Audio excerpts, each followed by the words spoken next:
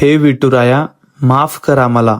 आज इंद्रायणी माईचं रौद्र रूप पाहिलं आणि मनाला एक गोष्ट चटका लावून गेली. दोष नदीचा नव्हता, दोष खरा तर आमचाच आहे.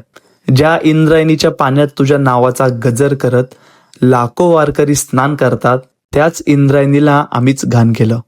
तिचं पावित्र्य आम्हीच हिरावून घेतला आणि प्रत्येक वेळीसारखं या वेळेस पण सगळं दोष ना शासनावरच टाकला आम्ही. हे विठुराया, आमच्या चुकांसाठी आम्हाला माफ कर. तुझ्या माऊलीची नदी आम्ही अशुद्ध केली, तुझ्या भक्तांच्या भावना दुखावल्या. यासाठी जबाबदार आम्हीच आहोत. आज इंद्रायणी माईचं हे रौद्र रूप पाहून वाटतं कदाचित हा तुझाच धडा असेल आम्हाला शिकवण्यासाठी. हे विठ्ठला, आता आम्हाला अशी सद्बुद्धी दे की नदी, मंदिर आणि तीर्थक्षेत्र आम्ही नेहमी स्वच्छ ठेवू.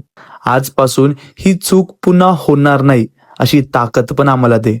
आणि यंदाची वारी ही तुझ्या कृपेने सुखरूप पार पडू दे रे. प्रत्येक वारकऱ्यांच्या पायांना अजून बळ दे. प्रत्येकाच्या ओठांवर कायम श्री हरी विठ्ठल हेच नाम राहू दे. आणि आम्हाला इतकी सद्बुद्धी दे की पुढच्या पिढीला स्वच्छ, निर्मळ आणि पवित्र इंद्रायणी आम्ही देऊन जाऊ. आणि वारी कधीही थांबली नाही, थांबणार पण नाही. या तुझ्यावरची श्रद्धा ही कधीच कमी होणार पण नाही.